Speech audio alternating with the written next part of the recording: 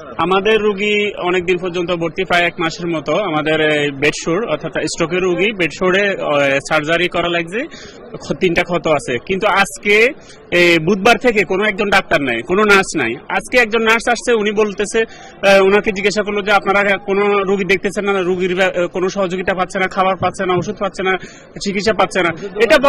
এটা বলার পর উনি বললো যে আগে আমরা বাঁচি, তারপরে রোগী দেখবো, এই কথা বলে উনি চলে গেছে।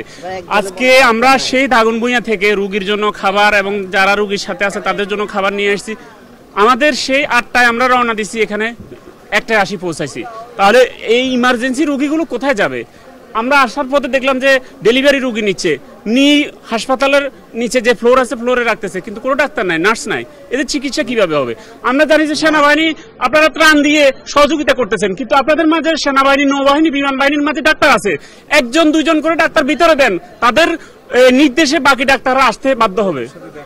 হ্যাঁ, আমি সেনাবাহিনীর সাথে কথা বলছি, জিজ্ঞাসা করলাম যে আপনারা ত্রাণ দিচ্ছেন, খাবার দিয়ে রুগী বাঁচবে কিভাবে? তাদের চিকিৎসা নাই, মুমূর্ষু রুগী।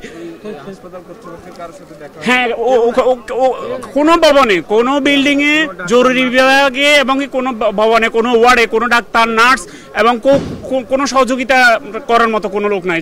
যাচ্ছে ওনারা শুধু খাবার দিচ্ছে, বিভিন্ন স্বেচ্ছাসেবক যারা আছে তারা খাবার দিচ্ছে, কিন্তু খাবার দিয়ে কি হবে?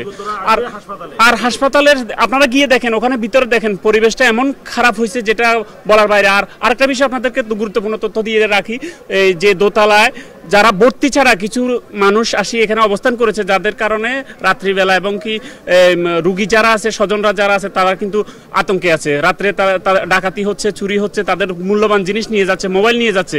মানুষ কিভাবে এখানে নিরাপত্তা পাচ্ছে? আপনারা এই বিষয়গুলো একটু গুরুত্ব দেন।